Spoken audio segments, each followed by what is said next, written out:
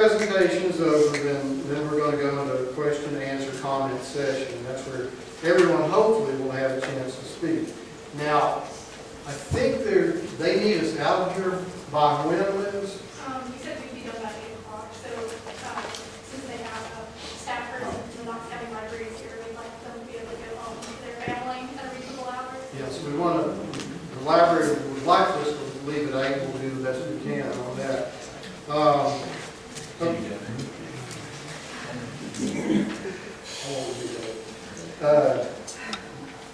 So, County Commissioner Norman and myself are going to facilitate. We're going to go through the list. We're going to call on people.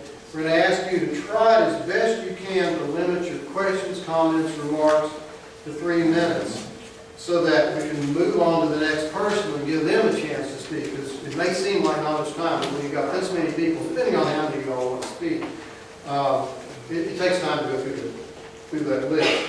So we'll go through the list, call your name. When your name is called, if you please raise your hand and identify yourself. If you don't mind, tell us where you live, or if you represent an organization, that's fine. You have to identify the organization you represent. Most people probably just be identifying themselves as residents. And then if you could direct your questions and comments to task force members, to us as the chairs, to the NBC staff, that would be helpful. We found that if people get into a back and forth between people in the audience, it tends to kind of break things down, and it's really hard to keep the process going for people to be heard and for them to have their input and make comments. So if you could do that, if you could direct your comments towards those of us that on the task force or staff that are involved. Please be, of course, courteous and respectful. It's very little time. I'm sure you all will be. And we'll give everybody an opportunity to speak as best we can. Again, that's why we're asking people to try to keep their comments or questions, etc., to 3 minutes. And then if we get all the way through and you still have more that you want to say that you couldn't say in 3 minutes, we're going to do our best to get back to you. But that just depends on how many people want to speak and how long it takes. So rather than me standing up here and talking any longer, why don't we get started? With that, Liz, I'm going to ask you to project as best you can, because you don't have quite the voice that Tony or I do for projecting. So if you can do the best you can, then we'll turn it over to you. And then we'll go to question and answer time. Okay, thank you all for coming tonight. Can you hear me? Is this okay? I'll try my best to keep it up. I'm a little tired. This is the 5th time I've done this now. My voice is starting to crack, so please bear with me. Again, I'm Liz Albertson from the Metropolitan Planning Commission, and I'm from staff to help with the process. However, the majority of the work and the policies that you'll see are the representation of the 29 folks participating on this task force. So as Tony and Joe both mentioned, the task force was created in March of '08. And the essential mission of the task force is to recommend policies to balance conservation and development on hillsides and ridges. The task force represents a wide variety of interests and professions in our community. We have builders and real estate professionals, environmentalists, attorneys, scientists and engineers, elected and appointed officials, landscape architects and foresters, utility representatives, and community and neighborhood advocates. When we sat down to sort of talk about the issues initially, it became pretty apparent that one of the unique things about Knoxville is the pattern of our city's development. It's predominantly developed in the valley areas. We see as early as the 1895 road map that the road systems were aligned with the ridge systems. This quote kind of is representative of this notion. It's from The Heart of the Valley, a history of Knoxville, Tennessee, that was published by the East Tennessee Historical Society in 1976. And it says, Knoxville's distinctive narrow ridges and valleys, together with its rivers, have surely shaped the city's image in the minds of generations of residents and visitors, as literally as they have shaped the city's development. Excuse me. And this is the previous shot that we had here is of McNally Ridge, along through this area, and House Mountain. These are two pretty distinctive hillside and ridgetop areas in the county. Interestingly, when we were looking at this process and looking at the features of our hillsides and ridgetops, we realized that more than 60%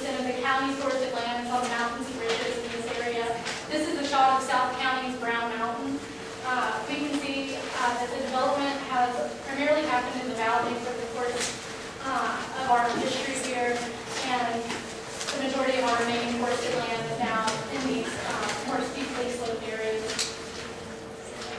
Ridges are part of our natural beauty. It contributes to our tourism economy.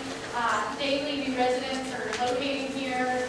Visitors are coming through this area to see the beauty that we all get to enjoy in our backyards. This is a shot of Copper Ridge, a view from Raccoon Valley Road to the south. Ridges are part of our community identity as well. Beaver Ridge, as you know, defines a large portion of the county.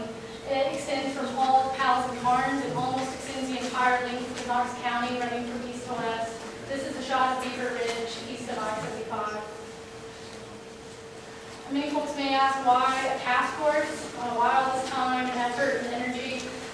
Well, as you know, there are many controversial issues in the past that have engaged citizens and made folks concerned because of development in the hillside and Ridgetop areas. We'll see a couple of slides that are some of these issues that brought the task force together. Destructive clearing and grading practices. This is a hillside puddle on Callahan Drive. It's now partially repaired, but it remained in this state for at least 3 years. Also, disrupted views. This was a very controversial issue. Water towers spring up in South Knoxville on a view above Cherokee Trail. It was noted that there wasn't a lot of public input, and suddenly there was a water tower. Folks were very frustrated about this, and that was one of the major impetus points for the task force. Walton subdivision, phase 3 of that subdivision in South Knox County, this is off of John Senior Highway, is another rather controversial development. It's almost wholesale grading of the property. It's a residential subdivision that went in. It had numerous water quality violations by both the state of Tennessee and Knox County Stormwater Engineering Department. Some of the driveway grades that we see in these neighborhoods are 30% and greater. It would be very difficult, if not impossible, for emergency vehicles to traverse driveways of this nature. This is Terra Vista subdivision off of Oak Ridge Highway. We see extensive erosion and deforestation in this area. This is almost wholesale clearing, essentially property line to property line of a once forested hillside. We see extensive erosion and deforestation in this area. This is an image taken from the Vista de Monte development off of the Pellissippi Parkway. So you can see many of these areas for miles around. Water pollution is a significant concern for the task force. It's something that has been brought up or spoken about in practically every meeting. These are pretty standard practices for putting a hillside in a state of some sort of repair. I suppose this is grass matting that's often used in some sediment and silt fences. Generally, these slopes still see increased velocities, and often we'll see failures in erosion sediment control devices. Some of this could be due to improperly installed devices, but nonetheless, we still see it. These were provided to us by Knox County Stormwater Engineering. The goals and considerations of the task force, obviously the first one is public safety, resource protection, preservation of natural beauty, and then the overarching